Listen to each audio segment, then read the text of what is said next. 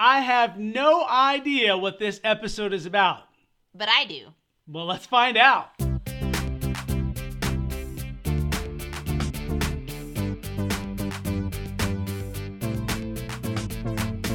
What's up, everybody? Welcome to Nonsensicality, and you and I are actually in the same boat on this episode because you and I have no idea what this episode is about. I told Kim, you have free reign to do any research, whatever you want to do, and surprise me, and so I'm about to be wowed, as I am all the time, by my wife. Aww. I know, right? Aww. But I'm super excited for today because I really have no clue, and this is the first time we've done anything I've not known anything about. At least I've known the subject. This, I don't even know what the subject is, and so I don't know where to go from here. So. Well, I can help you. I'm ready to help you. Okay. All right. Surprise! Woohoo! This episode is all about the unexpected. Are you ready? I don't know. You're ready. You're ready. We're talking about surprise inventions. Surprise inventions. Things that happen Light bulb. Here's a light bulb. on accident. Okay. You ready to learn some stuff about things that happened on accident? Inventions that happened on accident. Yes. They were not looking to invent the thing, and it happened on accident. Can I guess one of the ones that it is? Oh, please do. You don't sound like you want me to. Post-it notes. That was on the list, but that's not on my list. Oh, so Post-it notes. It wasn't what they were. Okay. J.B. Weld. No, not on any That's list like I've seen. It's an epoxy. Oh, You no. combine two ingredients together and it becomes really... Super glue was on the list, but that's not on my list I was for going to today. say super glue too, but okay. You want to talk about my list, or do you just want to keep No, I guessing? keep guessing. Wrong answer. The iPad. No, I'm just kidding. I'm No. ready. I'm ready. Okay. All right. So, matches. Not supposed to be invented. Invented on accident. Invented on accident. Yeah. All right. What happened? Okay, so we can thank British pharmacist John Walker Oh, good old John Walker. and his dirty mixing stick. So let me guess. He was mixing some pharmaceuticals, Uh-huh. and then he accidentally rubbed it, got friction on it, and then it... All right. Sort of. In 1826, Walker noticed a dry lump on the end of his stick, Yeah. and so when he was spraying chemicals, when he tried to scrape it off, sparks and flame. He invented a match on accident. So he was mixing things that people ingest, and then he invented matches? That's He a was little mixing chemicals. But he was a pharmacist, right? Well, yeah, but that, Well, I mean, come on. What is... I mean, hopefully the whatever it was wasn't a remedy for gas, because that'd be bad. But, okay, so he sold these, he called them friction sticks Friction sticks. in his store. I don't know why we still don't call them friction sticks, because that's just more fun. Well, I like alliteration. it ends sad Oh, because he was encouraged to get a patent. and he didn't. He didn't. So other people did, ripped off the idea, took over the market, and And John Walker just kept mixing chemicals. yeah. I mean, at least he had his pharmacy to fall back on, but yeah. That's sad. I know, and that's sad he didn't. So lesson learned, if you have a great idea, get it patented. That's right. And don't go through one of those cheesy websites, because they'll probably steal it. He'll probably steal it. Just, go to the patent office yourself. Did you know that Albert Einstein was a patent clerk before he was a genius? I did know that. Well, not maybe he was still a genius as a patent clerk, but I still know that. I did know that. I know it still. yeah. I can't speak You my did know words. it. Well, good thing you're reading from an iPad. Okay, next one. Yeah. Now, I knew this one. I didn't know how it came about. Okay. Okay. Invented on accident, Okay. penicillin. Moldy bread. No. Moldy something? Moldy something. Now Cheese. no. I knew it was mold. I did not know the story. See, I thought it was bread. No, this is what happened. Okay. It's 1929. Good old 1929. Nearly 100 years ago. Young bacteriologist Sir Alexander Fleming. Okay. What was he again? What was his job? He's a bacteriologist. Bacteriologist. You know, if you just mumble through that ologist part and end strong. Bacteriologist. Mm-hmm. Okay. Yeah, it So he was a works. bacteriologist. That's what he is. Fleming. Was. Yeah, Not Fleming. what was his first name? Alexander, not Ian. Not related to Ian. I don't know. I didn't look up his family tree. Oh, thought you were But- doing serious research. Okay, so Alexander Fleming Something got moldy. He was cleaning his lab. He had been on vacation, and he noticed that he left behind a petri dish uncovered. Oh. Yeah. And mold had developed. And mold. The dish contained Staphylococcus bacteria, and Fleming noticed mold on the culture had killed the bacteria. Okay. Okay. Now the mold was identified because he's a lab guy. Right. He looks at stuff. The mold was identified as Penicillium notatum. Further research showed that this mold could kill other bacteria. They even tested it on small animals, which is not a recommended thing to do. Crossing an ethical boundary there, yes. But nothing happened. Antibiotics were born. So I guess because nothing happened, it was a win for us because now we have antibiotics. But it's because he didn't tidy up before he went on his little holiday. So lesson learned, kids. Don't worry about cleaning up. Leave those dishes in the sink. No. You may discover the next penicillin in your sink. That's gross. Now, here's the thing. You need to be a bacteriologist in order to justify that. If you're just, an accountant or a writer like me, that doesn't, because I'm not going to figure out what kind of bacteria is in there. No. Or what kind of mold. You'll just think, gross. But if you're a mold. bacteriologist, you don't do those dishes. Leave them in the sink. Yeah, that uncovered petri dish brought us antibiotics. I don't know why I thought it was moldy bread. I did too. Okay. I knew it was mold, but I didn't know how. I just think we assume mold. I just think we make a mental connection. Mold and bread, All right, you ready? Yes, I'm ready. Okay. The microwave oven. The microwave oven. Invented on accident. Okay, now this guy worked in radio or television, and they had the little radar things that they broadcast with, and he realized it heated up his sandwich when he left it by the satellite dish. Am I anywhere close?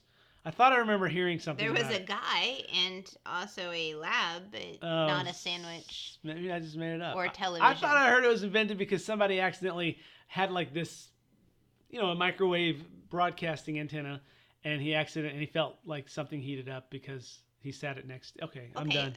Well, it's great. I'm going to make a story about it. You should. And then people are going to think that instead of whatever you're about to tell me. The real story happened in the 40s at a U.S. company, Raytheon. And Raytheon. They were working on wartime magnetron tubes. So, there's your tubes. To use in radar defense. Okay? So, Perry Spencer, he was just an engineer at the company. Perry Spencer. Just on the job one day, working on a magnetron, when he noticed that the candy bar in his pocket melted. Started to melt due to the microwave. That's what it was. Okay. So I remember hearing something about, I thought it was a sandwich. Yeah, but I remember the candy bar was melting. I do remember that now. Spencer developed the box for cooking food quickly. Now, that was in the 40s. It didn't come into home use until 1967, interestingly enough. So what was it? Was it just being developed that whole time? I guess. Well, they wanted to make sure it was safe. Well, yeah. I mean, it is microwave. Yeah. So. Okay, when you were a kid, I think we've talked about this before. Like when I was a kid. My traumatic experience. We didn't have a microwave for ages. And I think I was a teenager before our home had a microwave. All right. Something that most families just take for granted as being in your home was not in my home until I was, I think, 14 or 15 years old. What's crazy is it came out in the 60s. Yeah. Late 60s for home use. We didn't get ours until the 80s. Yeah, it was late 80s before I got one. Or we moved into a house that had one already in it. So it took a while to get common. But so my parents had to prep me. Stop. For this. No. And for real, I'm sorry if my parents are listening to this, but this is what I remember. They told me that if you put a fork in the microwave, the house will explode, all right? It will explode. The microwave will explode. Your house will burn to the ground if you put a fork in the microwave, which it isn't a good idea because they do spark a lot, and it could cause some serious, from what I hear, it ruins the microwave now. But now you may have some more experience to tell actually what does happen, though. I don't think it explodes, does it, Kim? No. What does happen if you happen to know from experience? So my parents also gave us the very stern, strong lecture. You're going to burn the house down? You will burn the house down. I think it was in the manual that said parents tell this to their kids. Oh, Here's the script to follow. Yeah. But yeah, I wanted mac and cheese, and I don't know why we did not store the mac and cheese in Tupperware from the night before, but we just put the whole pot in the fridge. Oh, probably because it saves on dishes. I didn't think about... So you put the whole pot in the Oh, microwave. the whole metal pot straight to the microwave. Because this thing was huge. I mean, this microwave was huge. It took up half the counter. And, so pot in, So what happens? microwave on. What does happen whenever you microwave metal? There's a lot of sparks and some smoke. So you literally, if left long enough, could have blew your house apart. Well, I mean, not a bomb explosion necessarily, but... a lot of smoke and maybe fire. So I quickly got it out once I realized this was not a good idea. What kind of shape was the microwave in? It was fine. It wasn't broken or anything? No. But the verbiage that came from my parents made me think that I was going to be in debt for the rest of my life to buy off this, $400 piece of equipment. If it's broken, you owe us. And it was like... Those are 1980s $400, an astronomical amount of money. Yeah, like nowadays that'd be like $2.5 million. Something like that. But I just thought I'm going to be broke forever because I'm going to have to That's buy funny. this really expensive piece of cooking equipment. That's funny. And now, I mean, we microwaves in every house. Some houses have a couple microwaves. Yeah. And then the only danger now is it's kind of a combination of the penicillin and the other one is what's growing inside the microwave whenever things splatter out. I don't want to know. That's like one of my least favorite job is cleaning the microwave because we usually wait until long time overdue. Yeah, it's like caked on there. I just cleaned the microwave the other day though. Yes, you did. And it looks great. Yeah. And now I'm afraid to use it because it's so pretty. It's not that pretty. It'll get messed up soon enough, but Okay. it's like if you heat up spaghetti or chili, you just know that it's going to be nasty afterwards. Yeah. Just gross. Okay. Speaking of food. Yay! Accidental food. Accidental food. Let me try. Okay. Was not supposed to be invented. Invented. Actually, not so much on accident, more as a prank. Oh. Let's go with kombucha. Fun word to say. Not No. the food Nope, I'm not thinking kombucha. of. It seems like that would have been a prank. Like, hey, soak this fungus in some tea and drink it. Yum. Sounds like some sort of college. I do enjoy kombucha though. fraternity It is prank. delicious. Yeah, it is. But I mean, come on. If you think about the mindset behind making kombucha, it's one of those. It's like who came up with this? Who in I their don't right know. mind? It's like it's a giant spongy mushroomy thing, and you just soak it in your. SCOBY. It's a SCOBY, yes. Symbiotic colony of bacteria and yeast. Yeah. That's what it is. There's your SCOBY. kombucha lesson for today. And it's just fun to say kombucha. Or some people say kombucha. Would don't you like know why. to know the food that I'm about to talk about though? I just thought we could talk about kombucha for a while because I like No. to say kombucha. It's not on the list. All right, what is it? Potato chips. Potato chips. Yes. Did not start on purpose. It actually started out as a prank. But its success took its inventor way by surprise. Yeah. Did he Okay. patent it? He should have patented Well, it. here's what happened. Okay. Is legend has it, so it's all As legend. legend once upon a time. I know. In 1853, Saratoga Springs restaurant cook George Speck Crum. So his nickname was Speck. Speck, and his last name was Crumb. Yeah, C-R-U-M. Okay.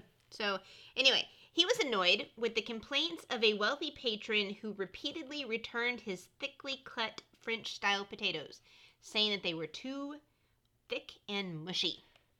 So what's a French style potato? Well, that it's didn't like- last as long as a potato chip. No, like steak fries, like thick.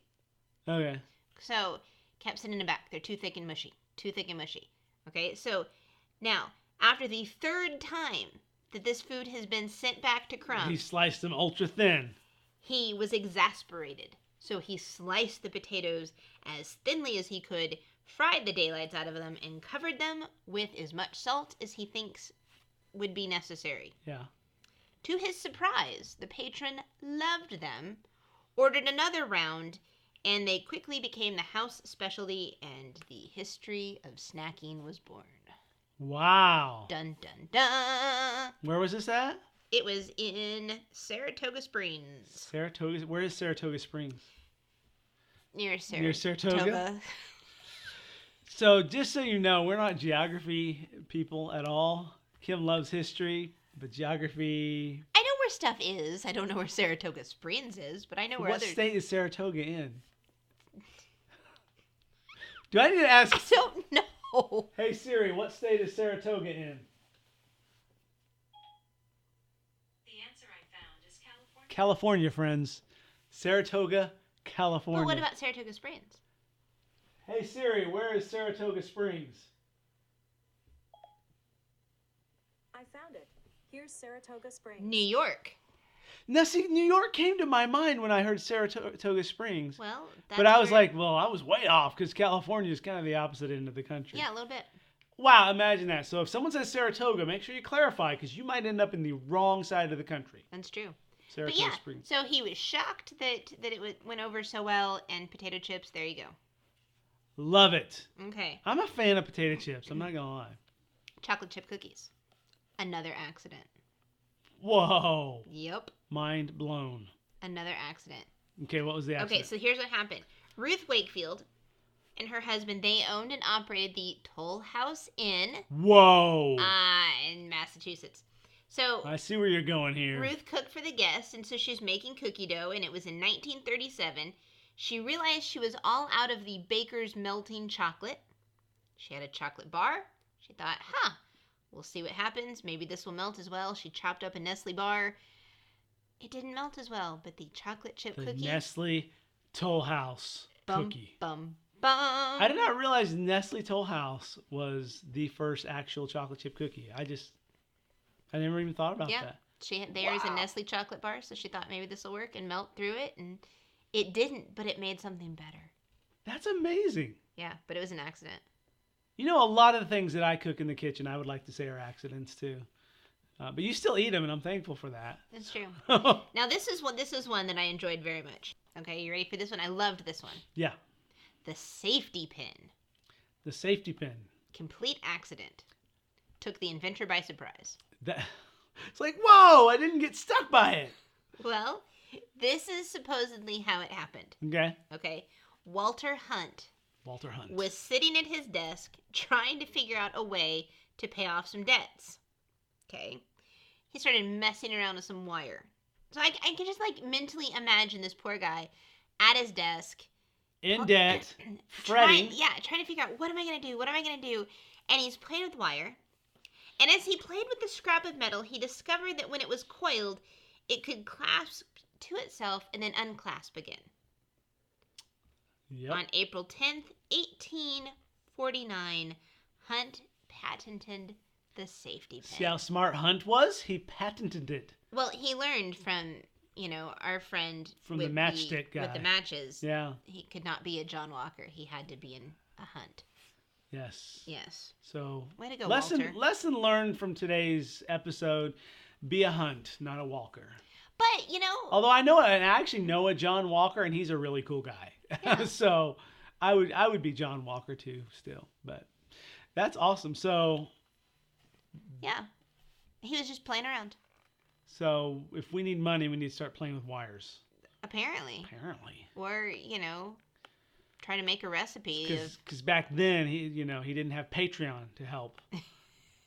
Nice segue. See what I did there? Nice segue.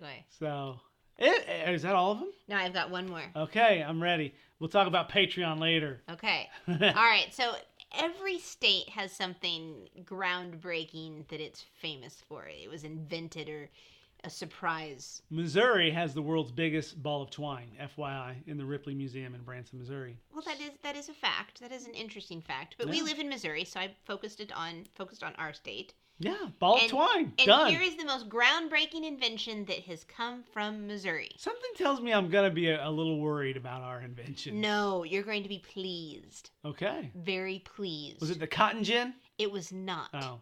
Wasn't that in Missouri? I don't know. It was the ice cream cone. Oh, I did know that. We've Okay. even talked about that Uh-huh. before. So St. Louis. here's the story. Okay. It was the 1904 St. Louis World's Fair. Now, this is like everyone's great fear, okay? That someone comes up to you and they want your product and you don't have a way to offer the product. He That's ran out what of happened. bowls. The ice cream guy ran out of cups for his ice cream, so he's trying to figure out how to serve his ice cream. The waffle guy, who was the vendor next door, his name was Ernest Hamwee, he came up with the idea to shape his waffles into a cone to help out the ice cream guy. Wow. It was actually, it was invention by, what's that famous phrase? It was birthed out of necessity. Yeah, invention is the mother of necessity. Yes. No, necessity is the mother of invention. There's the phrase. Yes. So it really was like he had a huge need. Yeah. And he had a friend. That's awesome. So, play with wire, have a friend, Make waffles. make some cookies. And maybe a chocolate chip waffle. Maybe. It's funny though, like you talk about the waffle thing, and it's kind of come full circle. Like when we were in Guatemala last spring, all right, they had these things there, and I haven't seen them in the States yet, and I've told people they need to bring them here. But so if you work with food, maybe you should invent this in America. But they had what's called the bubble waffles. Oh, yes. So bubble waffles is what, and you're like, what is a bubble waffle? Well, it's the way it's done, but it's like it's a waffle, and it's done on a griddle that has like circle, like kind of little half spheres or whatever. Anyway, it gives the waffle a bubbly appearance. And then they roll it up like a cone, like that, and then they fill it with all sorts of goodies, like ice cream or whipped cream and all that. And we had one in Guatemala, and it was amazing, and yet to see one here in America at all. So good. Which, by the way, speaking of inventions, and be surprised, like Guatemala invented a lot of things that America loves. Yes. And that was, have we ever talked about that? No. Like the Happy Meal was birthed in Guatemala. In case you didn't know that. It was birthed in Guatemala, and then it came to America. And one of our favorite things, McCafe. Now, you may be thinking, McCafe, really? And it was invented in Guatemala, but it's still better there because it's more like a freestanding cafe. So much better. And so it's like they serve it in ceramic cups, and they have beautiful desserts and all that. It's like a little like bistro cafe type, like a real cafe. It's lovely. And they are really good. Here we get paper cup coffee. Yeah. It's okay. But there it's like amazing, and their cappuccino drinks are awesome. Yeah. And so it's like really yeah. good. So came from Guatemala. So were you surprised by any of these inventions? Most of them. The closest I came was the radar or the microwave one, and I was even wrong on that. But I did remember when you said chocolate bar. I remember it melting in his pocket. I didn't think that. That's the thing. You all you have to do is just like keep your curiosity about you, and you never know what's going to happen. Oh, I guess I knew the mold one too, but I always thought bread mold. I did too. I did not know it was because he left an untidy lab. Yeah. Before he went on vacation. So that's kind of like the stereotype with a lot of scientists, is they're just so absent-minded, and they're just, they need that lab assistant to help clean the petri dishes. But it's a good thing they didn't. It's a good thing they didn't. Yeah, they must have been on vacation too. Because now we have penicillin. Dun dun dun. So, well, that was awesome. Way to go. Very informative. I learned so much, and kind of hungry for chocolate chip cookies and ice cream cones now, but. With some potato chips. And maybe with some, an ice cream cone that is made of a potato. And it's a potato chip, chocolate chip ice cream cone. I don't think so. No, you're right. That's a bad idea. It's too much. Someone listening to this invents it and makes millions. It's your fault because you shot me down. Okay. I will take that. Well, thank you so much for listening. We had a great time. Hey, I did mention Patreon earlier. If you want to just, throw a few dollars our way for this, helps keep the podcast going, you can visit camptownmedia.com and then check out the Patreon link from there. See how you can become a patron. It doesn't cost a lot. It's just a few bucks a month, but we'd love it if you did that as well. What I would love even more is if you shared with your friends. So if you have social media, what's awesome, if you're listening on Spotify, it's an easy way to share a podcast. You can just share it and add it to an Instagram story, things like that. We'd love it if you shared with your friends. Get the word out, because we're having fun doing these episodes. And obviously, if you've continued to listen, you must be having fun too. Maybe you have some friends that would be interested in it. So share it on your social media. And we are so excited that you're listening, and can't wait to see what happens next week with another episode of Crazy Nonsense. More nonsense. Do I get to do the surprise on you next week? Is that I think you should.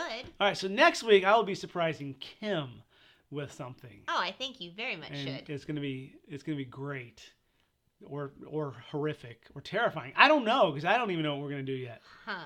But it's gonna be awesome. I lean more towards the horrific, Can it be horrific? Just like one big. Kim is gonna mess. walk away weeping. It's gonna be so terrifying and horrific. No, it's gonna be great. But that is all the time we have. So thank you so much for checking us out. Until next time, we'll see you later. See ya.